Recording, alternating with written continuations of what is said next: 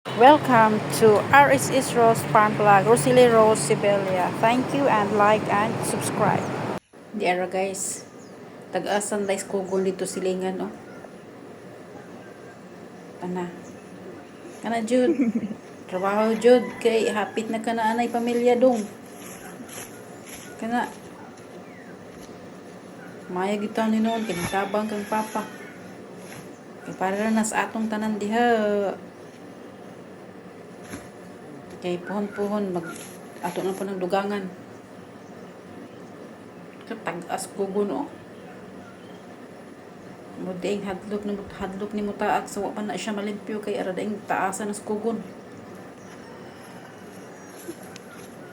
Ang kanang payag ni Leah pohon kay kan Leah man daw ni siya sa unta nawa naman si Leah mag-care.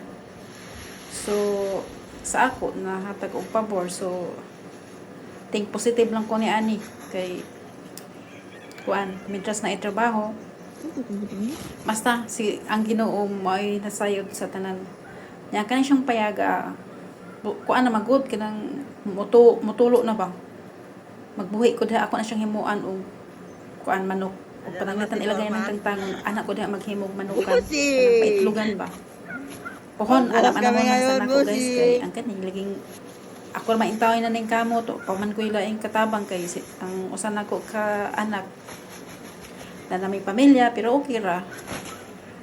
So kinabangay lang ming inahanog anak kay ang ilang amahan may care nila ako ra man tanan. So inana jud ang kinabuhi sa tao. So maning kamot ta para sa atong mga anak pero do na poy uban no dili pareho do na poy uban nga ginikanan nga may pakialam sa iyang anak. So kita tas mga balita no dili man ingon ang ako dili man ingon nga nang himantay ko kanang sigon lang pud sa akong nakita ba.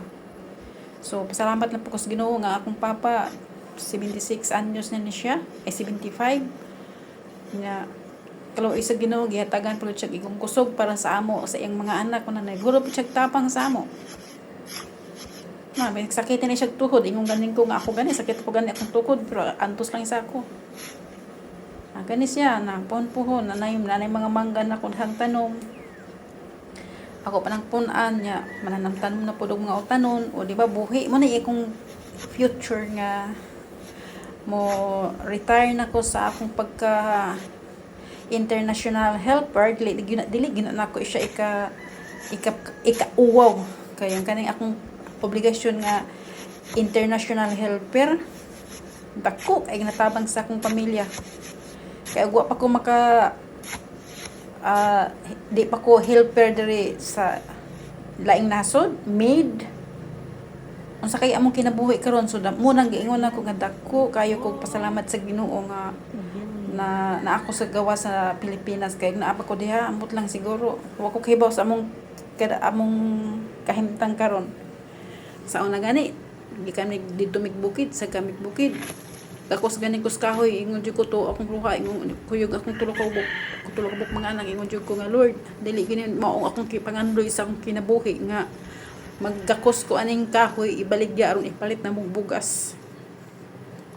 Abi ninyo guys ug ako anang mahinumduman muto akong luha pero mao toy way gihatag ni Lord sa ako nga akong ablihan ang akong pultahan nga iyang giandam nako.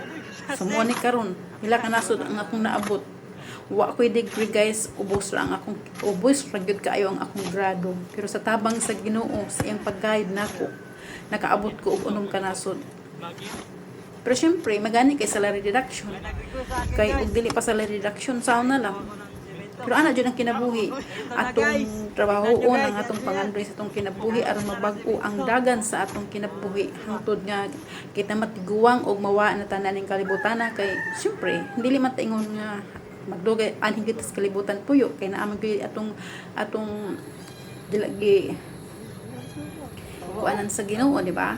So bisan kung sa kadato sa katawo na aman jud katapusan ang tanan. Kani siya guys nagpagdebate ko ani nila kung anong nahibong ko, nga anong duha ka buok ba. Dili man mao akong gi-order. Nahala na lang, aron may gubot. Okay na lang. Nga kani sila, nga na sila bukid. Kaya naghimo mi og payag dito among pasilunganan. So, in the future, ato ko dito puyo guys sa bukid.